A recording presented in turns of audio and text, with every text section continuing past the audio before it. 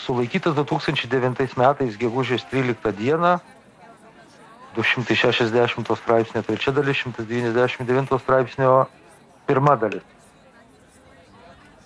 Ir nuteistas 11 metų laisvės atėmimo bausme. Pirmus 6 mėnesius praleidau Lukiškių tardymo izoliatoriume kalėjime. Kada sulaiko tave, duoda sankciją 24 valandom, tai tada prokuroras paprašo sankcijos teismo ir jeigu tau duoda sankciją, tada veža į Lukiškių tardymo izoliatorių kalėjimą. Bet tu dar nenuteistas, dar tau ikiteisminis tyrimas vyksta, va, kas matai įdomu.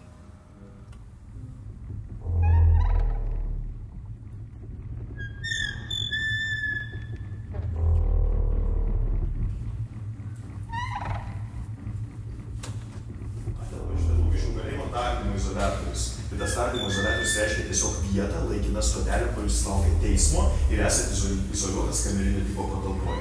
Tai pačią galą ten ir pamatysit, kad jau ten nebe taip gražu, nebe tokios gražios būtent sienos, kaip pas nuteistuosius iki gyvos galvos, kada jis tiesiog trumpam laiko tarpui, kol įvyks teismas. Žmogus dar nenuteistas, o visai, galima sakyti, atlieka bausmę pačiomis griežčiausiomis sąlygomis, kokios tik tai yra. Jau kada tave nuteisia, tada tave perveža į pataisos namus. Tai pataisos namai, palyginus su Lukiškių tardymo izoliatorių kalėjimu, tai kaip, galima sakyti, kaip sanatorija. Kodėl? Todėl, kad tu būni Lukiškių tardymo izoliatorių kalėjime, tu 23 valandas būni uždarytas kameroj. Tu turi tik tai 1 valandą laiko į pasivaikščiojimus ir apart, jeigu advokatas atvažiuoja, arba tyrėjas atvažiuoja, arba jeigu gauni trumpalaikius pasimatymus.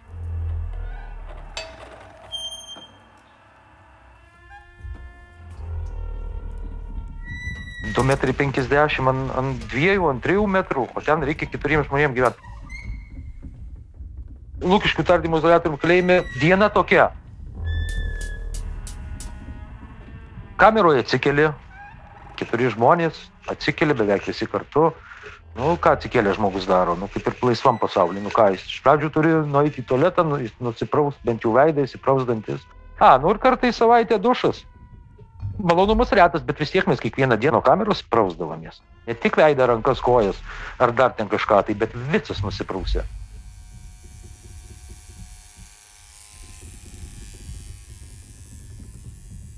Paprasta, va, paėmė, nusirengiai nuogas, su tapkėm, atsistoja virš unitazo, pasiėmė nuo majonezo šitas, kur buvo tokį plasmasinį, ten 0,5 litro vandenio, pili vandenį ir prausiesi visas, nusiprausė, o po to paėmė skudurą, tik tai kiek vandens prisitaškė, tai ten yra tokie nubėgimai, tą surinkai vandenį ir viskas tu švarus.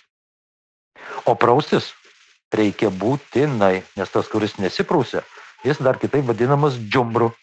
O su džumbru niekas gyventi nenori.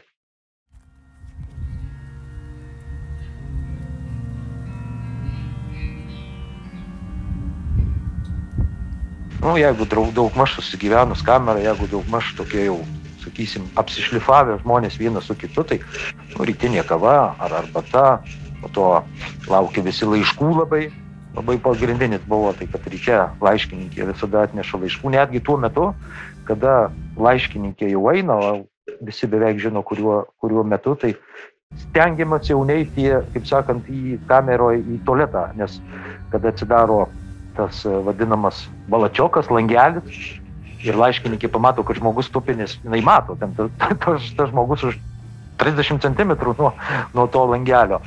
Tai jinai greitai uždaro ir tada praeina. Ir tada turi laukti, kada laiškininkė grįš. O visi, kada laukia laiško, tai stengiasi bent jau nei tuo metu į tualetą, kad kuo greičiau gauti laiškus. Po to atneša pusryčius pavalgai, nu ir tada prasideda rutina. Tai pas vieną advokatą ateina, tai pas kitą tardytojas, tai vienas rašo laišką žmonai, kitas rašo laišką mamai, ir po to pietai, po to vakarienė ir viskas, ir vakaras.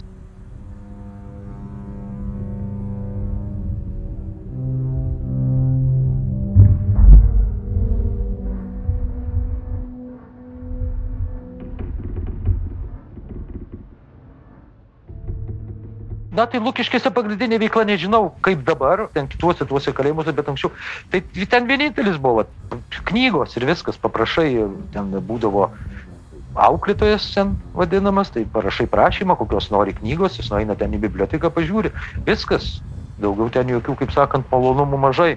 Visada būni toj kamerą, aišku, būna tas dar valanda iš pasivaikščiojimas.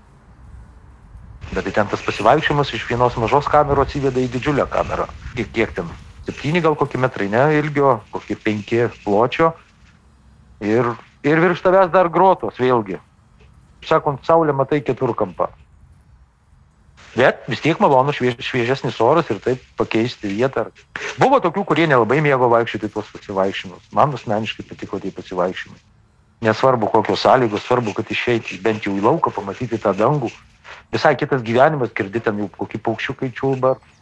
Šiaip tik tai balandžius matai, nes balandžiai labai. Patys geriausi draugai Lukiškių tardymo izoliatorių kalėjime tai yra balandžiai. Jis atskrenda prie lango.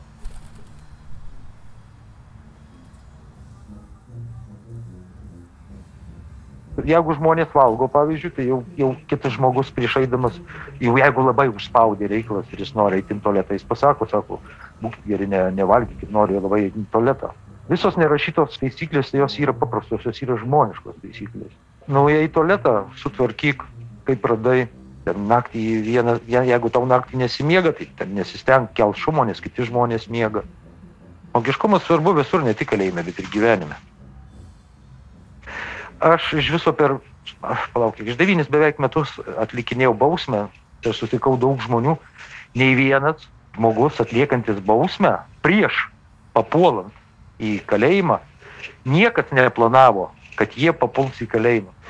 Niekas nusikaltimų nedaro iš malonumo, arba bent jau aš tokių nepažįstu. O mitai didžiausia apie kalinius, kad jau jeigu žmogus teistas, tai viskas, jau jisai reiškia, jau viso, jisai ne žmogus. Aš labai daug gerų žmonių sutikau. Gerų žmonių taip sutikau, su kuriais galima bendrauti, daug šnekėti.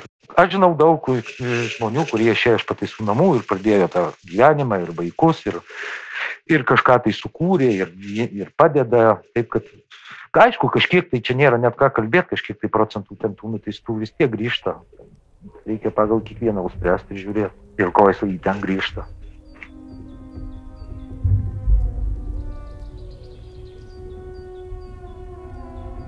Tu 4 paras užmigt niekaip negalėjau. Nežinau dėl ko, bet niekaip negalėjau užmigt ant galo, galvojau, kad čia bus, sakysim, ilgesnio laiko jau išeini į tą laisvę, tai čia vadinasi kosmosas. Bet kiek laiko trunka tas kosmosas, nes pas tave viskas pasikeičia. Tu iš tokio uždaryto mažo pasaulio, tu vėl papuoli į didžiulį pasaulį. Viskas atrodo kitaip. Bet šiaip viskas gerai. Tas 3 gal 4 paras pasikankinau, po to normaliai įsimiegojau, kaip reikalas. Būna kartais susapnuoji, kad Lukiškėse, tai tada šoki iš lovos kaip reikalas. Jeigu nedaug dievė dažnai, tai vėl bemiegės naktys prasidės. Kalėjimas tai toks, kaip sakant, didžiulis spaudos ir naujienų centras.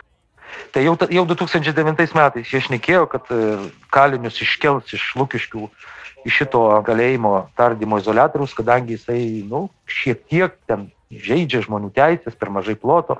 Buvo po to tokie įstatymai priimti, kad kiekvienam nuteistajam 3,1 gal metro kvadratinio priklauso, o Lukiškės tikrai netitiko.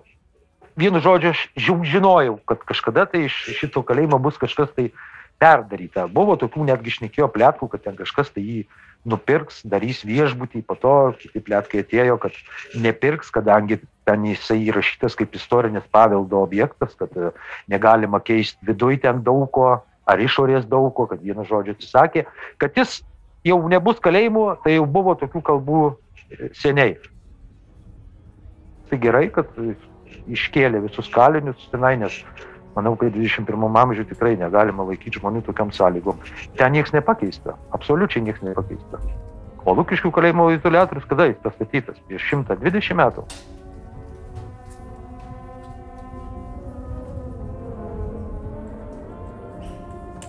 Sveiki atvykę į Lukiškių kalėjimą 2.0. Mano vardas yra Martina ir šiandien aš jūs ateinančias 2 valandas prižiūrėsiu, kol vaikščiosim po besikeičiančio kalėjimo erdves. Pastatai, kuriais vaikščiosim šiandieną, pastatyti prieš daugiau nei 100 metų ir 115 metų jie buvo naudojami kaip kalėjimas, vieta, kur žmonės patekdavo ne savo norų. 2019 metais kalėjimas buvo uždarytas, visi tuometiniai kalėjimo gyventojai buvo perkelti į kitas Lietuvos įstaigas ir 2021 metais gimė projektas Lukiškių kalėjimas 2.0, kurio tikslas yra padaryti taip, kad žmonės į kalėjimą norėtų ateiti ir nenorėtų išeiti, pakeisti visiškai konceptą, kaip suprantam kalėjimą.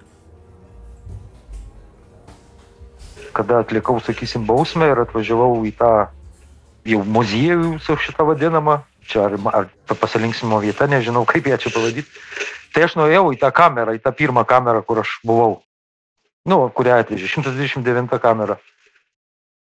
Ir aš, žinok, nejau ją, aš nestoviu ir nesuprantu, kaip čia mes galėjom keturiesi gyventi. Ten tiek mažai vietos, aš nežinau, kaip mes ten tilpom ir su savo tašėm, ir kaip kas ir televizorius turėjo ir panašiai, ten keturiesi mes gyvenom. Bet žinai, kaip sako, šuo ir karimas pripranta ir visi gyvenom ir išgyvenom. Čia dabar Lukiškėse, kadangi tai buvo kalėjimas, o dabar žmonės linksminasi. Tai yra gerai, svarbu, kad linksminasi. Svarbu, kad nekariautų. Tokia vieta tegu būna geriau linksma vieta negu liūdna.